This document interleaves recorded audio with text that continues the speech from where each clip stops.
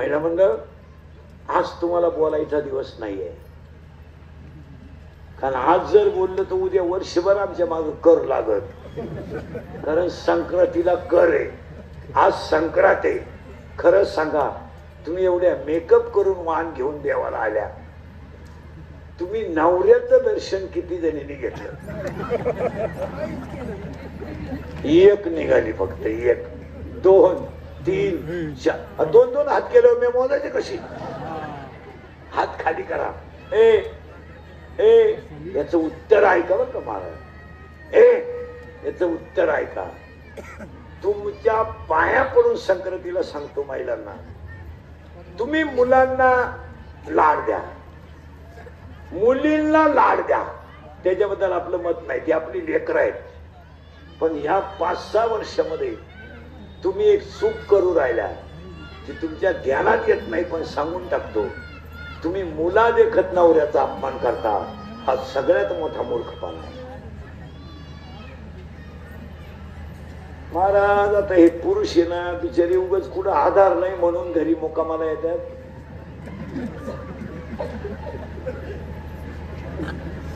नाही तर गड्या इतका सासुरवाद दुसरा कोणालाच नाही महाराज. आता तुम्ही मी निर्लज्ज असल्यामुळं घरी मुक्कामाला जातो, नाही तर शहाणा माणूस गाडी खाली आत्महत्या करीन पण घरी जा. इतकी आपली बायको आपल्याला बोलती महाराज. आपल्या बायको इतकं वाईट अजून आपल्याला कोणीच बोलेल नाही. हे झोपदार,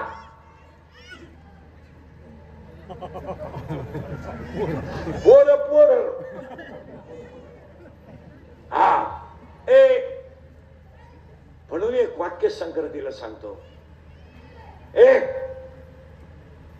नवऱ्याचा अपमान मुलां देखत कधी करू नका, करू नका. तुम्ही त्याला सांगत त्याला काही करत नाही.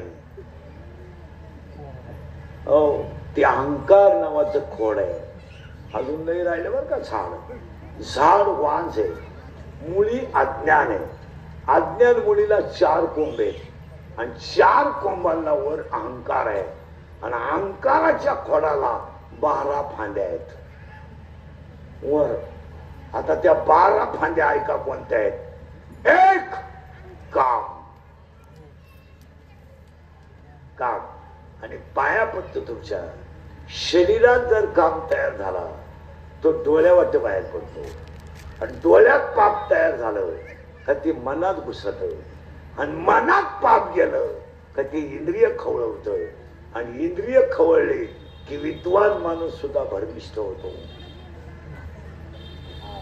माणसं म्हणतात त्याचे ज्ञानेश्वरी पाठे त्यांना असं करायला होतं नव्हतं. इंद्रिय ते विषयाकडं धाव घेणं हा इंद्रियाचा स्वभाव आहे. ज्ञानोबरायचं म्हणणं आहे.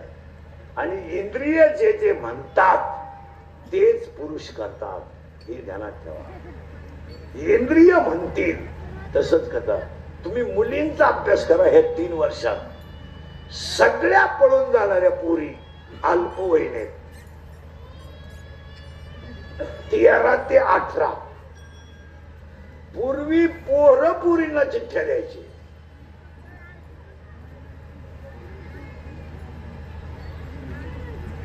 आता पोरी पोरांना मेसेज टाकतात.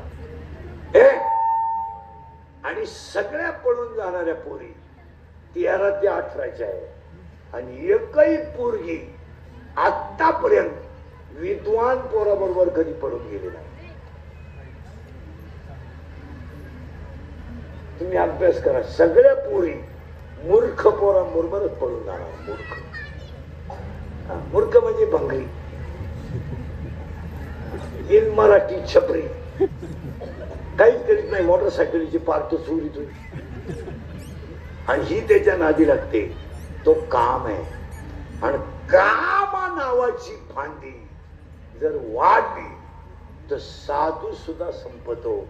ज्यांनी काम जिंकला त्यांची पुण्यतिथी आहे. आणि तो काम कसा आहे.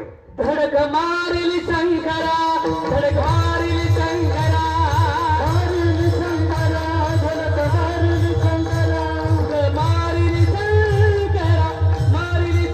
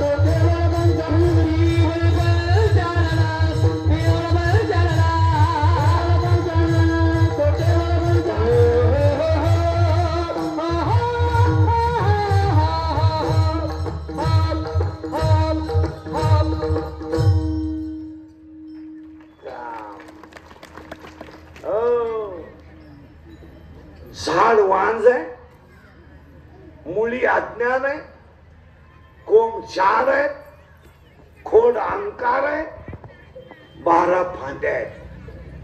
पहिली फांदी काम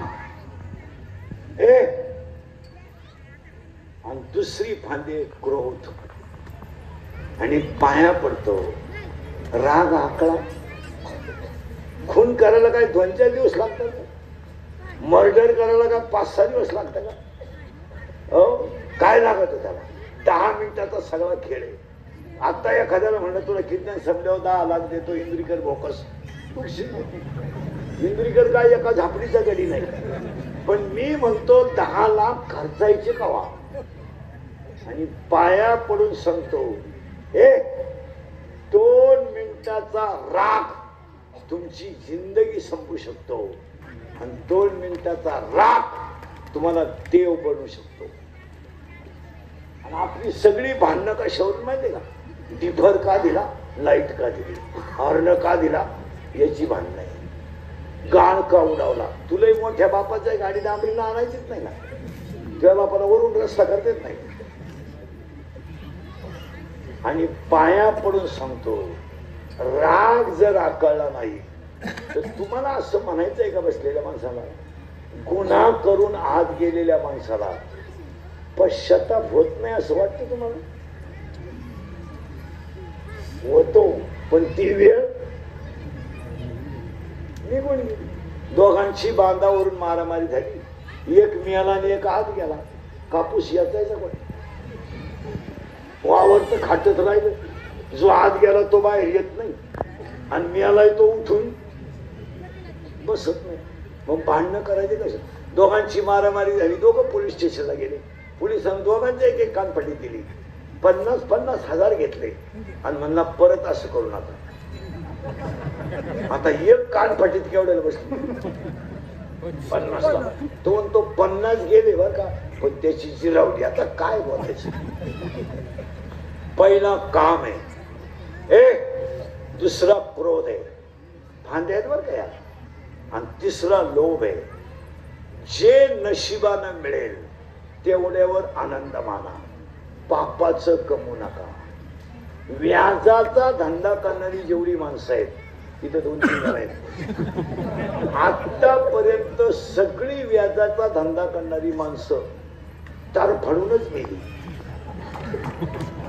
व्याजाचा धंदा करणारी जी माणसं आहेत ती कधी सरळ मरत नाहीत, तारफाडूनच मारतात. का? ते 100 देतात आणि 110 घेतात.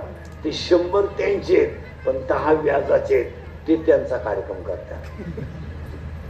जेवढे कोट्याधीश लोक आहेत आतापर्यंत एकही माणूस घरी मिळाला नाही, सगळे हॉस्पिटललाच मेले. आणि मरताना त्यांच्याजवळ 3 जणच होते, डॉक्टर, कंपाऊंडर, नर्स. आणि 3घांनाही माहित नाही हे कधी मेले. तरी क्लिप पडली, त्यांना तीव्र झटका आला येणार. ते 2 महिने मृत्यूशी झुंज देत होते. ते झुंज नव्हते देत, ते गरीबाचा तळतळाट भोगीत होते. पाया पडतो तुमच्या, लोभ आवरा, आवरा लोभ. तुम्ही ह्या नोकरीवाल्यांच्या ज्या बायका आहेत ना, नोकरीवाल्याच्या, ती जर रिटायर होऊन घरी आली ना, कुठं भोपळा लावीन आणि कुठं वांग लावीन तिला कळतच नाही. काही खुरप तिला वाल, खुरप घेवडा, आणि भांडणाच्याच ठिकाणी यल घालून देईल. आणि तिचं असं म्हणणं आहे का शेतीतलंही पिकत आहे. तुला काय माहिती? फॅन खाली बसून तू, डायनिंग टेबल बसून चपात्या करणारी बाई, तू कधी 3 गोण्या कांदे टाचली? तू फक्त 1 गोण कांदा काटून दाखव भर उन्हात बसल्यावर, मग तुला करण भोपळा कुडाला. नुसते भांडणाच्या ठिकाणी भोपळे लावायचे आणि जावाची कुदाकुदी लावून द्यायची. हे नोकरीवाले ज्या बायका आहेत ना, यांना शेतीवर आली ना हावलंय. आणि ते नोकरीवाले जर शेतीवर आले ना रिटायर होऊन, त्यांचा अभ्यास करा तुम्ही. ते गावात चांगल्या माणसाची दुरुस्ती करीत नाही कधी. जे गावात नालायक आहेत ते यांचे मित्र, ज्यांनी पहिल्याच गावाचं वाटोळं केलं ते यांना जाऊन भेटा. त्या प्यायला मिळते आई ती, खायला मिळत यांच्याकडे पैसा राहतो आल्यावर पेन्शनचा, आणि हे ते बोकरं त्यांना सापडी देतच. आणि यांनी खऱ्या माणसांना नावं ठेवायची आणि मूर्ख बोकांडी घ्यायची, आणि ते त्यांचे मित्र. तुम्ही सगळे नोकरीवाले ना 15 दिवसातून एकदा गावात येत जा, गावाचा अभ्यास करीत जा, कोण कोणत्या क्वालिटीचा आहे. म्हणजे रिटायर झाल्यावर दुस्ती करायला बरं जातं. तुम्हाला माहित नाही सर्व्हिसवाले, दिल्लीचं राजकारण एकदम सोपं आहे, महाराष्ट्रातलं राजकारण एकदम सोपं आहे, पण गावातल्या राजकारणा इतका गंड्याचं राजकारण.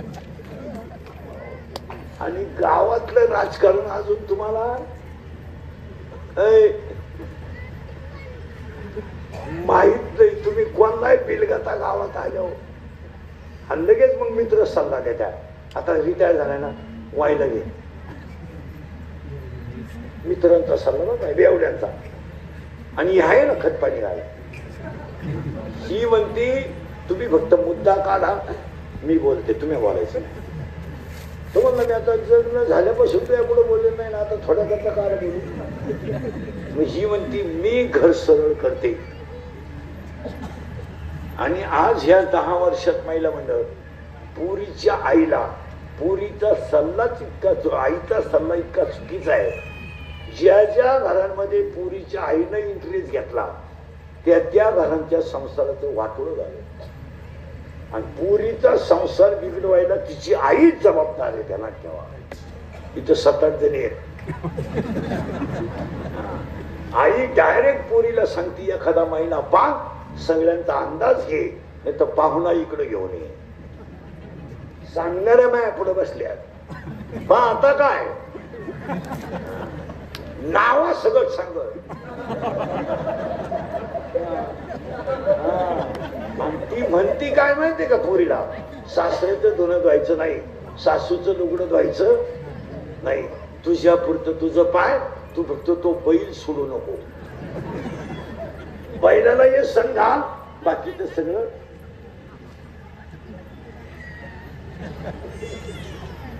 खोटे खोटे.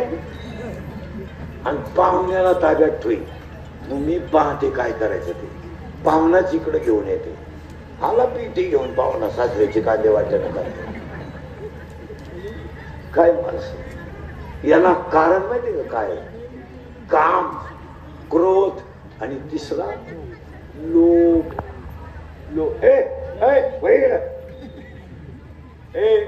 लोभ या फांद्या आहेत बरं का. आणि 4थी फांदी आहे मत मत मत. आणि आज सगळ्या लोकांना काय झालंय, मत.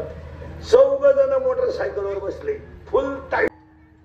मुली अज्ञान आहे, आणि अज्ञान मुलीला 4 कोंब आहेत, आणि 4 कोंबांना अहंकार नावाचं खोड आहे.